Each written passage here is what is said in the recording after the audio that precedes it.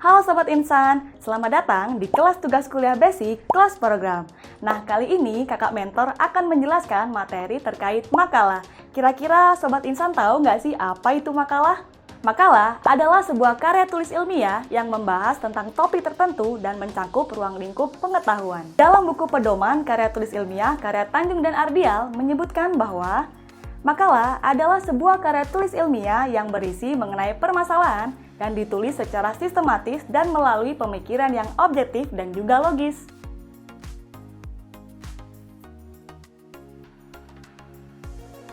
Lalu, apa saja sih ciri-ciri makalah itu? Ciri-ciri makalah ada 5. Nah, yang pertama adalah menyeluruh dan akurat. Sebuah makalah harus membahas suatu permasalahan secara menyeluruh, akurat, lengkap, dan juga tuntas. Yang kedua, memiliki sumber yang dapat dipercaya. Nah, sumber informasi tersebut haruslah berasal dari pihak yang memiliki kredibilitas di bidang tertentu dan isinya dapat dipercaya. Yang ketiga, seimbang. Isi dari makalah tidak memberikan kritik tanpa dasar dan menyerang pihak lain dengan prasangka. Yang keempat, penulisannya kreatif.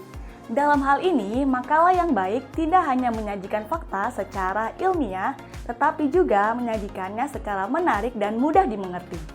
Terakhir, yaitu tertata dengan baik.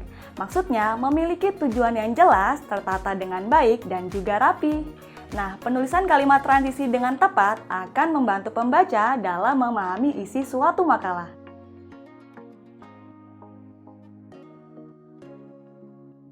Sobat Insan, sekarang kita masuk ke fungsi makalah itu sendiri. Nah, makalah memiliki beberapa fungsi, diantaranya adalah melatih kemampuan seseorang dalam menyusun karya tulis ilmiah yang baik dan juga benar.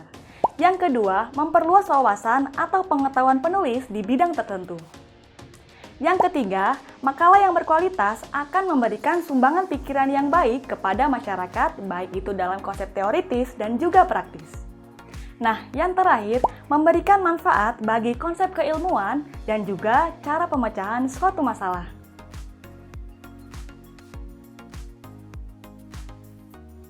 Nah, sekarang kita akan membahas terkait jenis-jenis makalah. Kira-kira Sobat Insan tahu nggak sih apa saja jenis-jenis makalah? Nah, makalah memiliki beberapa jenis. Di antaranya adalah makalah deduktif. Makalah deduktif adalah makalah yang didasarkan pada kajian teoritis yang berarti relevan dengan permasalahan yang sedang dibahas. Yang kedua adalah makalah induktif. Makalah induktif adalah makalah yang ditulis berdasarkan data empiris yang sifatnya objektif berdasarkan apa yang ditemukan di lapangan tetapi tetap relevan dengan pembahasannya. Terakhir adalah makalah campuran. Makalah campuran adalah penggabungan antara makalah deduktif dan juga induktif. Nah, dari beberapa jenis makalah tadi, hanya makalah campuran yang memiliki beberapa kategori. Nah, beberapa kategori dari makalah campuran diantaranya adalah pertama adalah makalah ilmiah. Makalah ilmiah digunakan untuk membahas hasil studi ilmiah yang berisi masalah dan juga pembahasan. Yang kedua adalah makalah kerja. Nah, makalah kerja disusun dengan adanya asumsi atau argumentasi dalam suatu penelitian. Yang ketiga adalah makalah kajian. Makalah kajian berisi tentang saran pemecahan suatu masalah yang sedang kontroversial. Yang keempat adalah makalah posisi. Nah, makalah posisi ini disusun berdasarkan permintaan suatu pihak yang berfungsi sebagai alternatif pemecahan suatu masalah yang sedang kontroversial. Yang kelima adalah makalah analisis. Makalah analisis adalah makalah yang objektif empiris dan sumber datanya didapatkan melalui penemuan, percobaan, dan pengamatan yang sudah dilakukan. Yang terakhir adalah makalah tanggapan.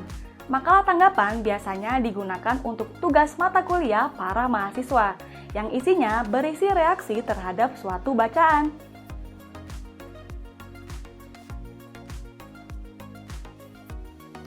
Halo Sobat Insan, sekarang kita masuk ke sistem penulisan makalah.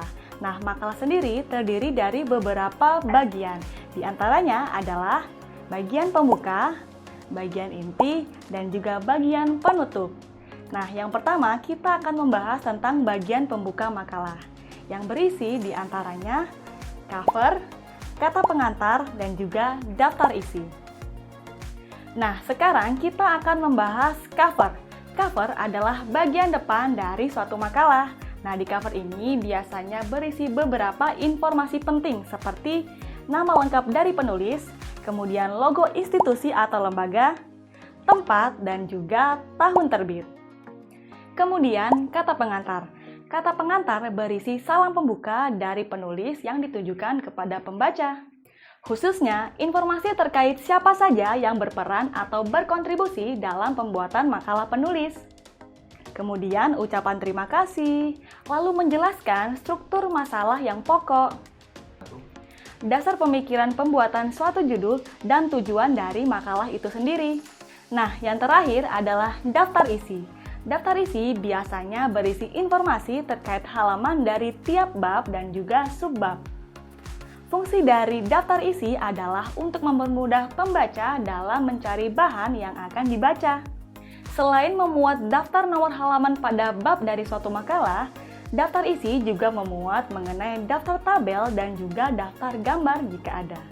Selain memuat nomor halaman dari tiap bab dan juga subbab, daftar isi juga memuat daftar tabel dan juga daftar gambar jika ada. Daftar isi juga harus disusun secara baik, lengkap, dan benar, dan disusun secara urut mulai dari halaman terkecil hingga halaman terbesar. Nah, sekarang kita masuk ke bagian inti dari sebuah makalah.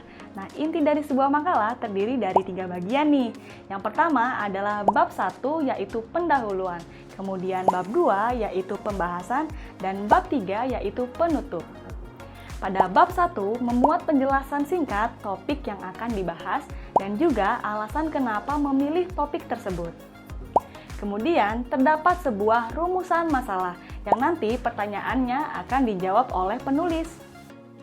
Nah, dalam rumusan masalah ini harus mengandung 5W dan 1H. Kemudian, pada bab 2 yaitu pembahasan. Nah, di sini biasanya penulis akan menjawab seluruh pertanyaan yang ada di rumusan masalah. Nah, misalnya nih, di rumusan masalah ada 2 pertanyaan, maka penulis wajib untuk memberikan 2 jawaban sekaligus. Lalu, bab 3. Nah, di sini biasanya berisikan 2 subbab yaitu kesimpulan dan juga saran. Di kesimpulan berisi ringkasan yang telah diambil dari beberapa premis yang telah dijelaskan di bab 2. Nah, untuk di bagian saran, biasanya peneliti memberikan rekomendasi untuk peneliti selanjutnya dan juga rekomendasi kebijakan yang dapat diambil dari hasil penelitian. Pada bagian akhir makalah, penulis wajib memberikan daftar pustaka dan juga lampiran-lampiran.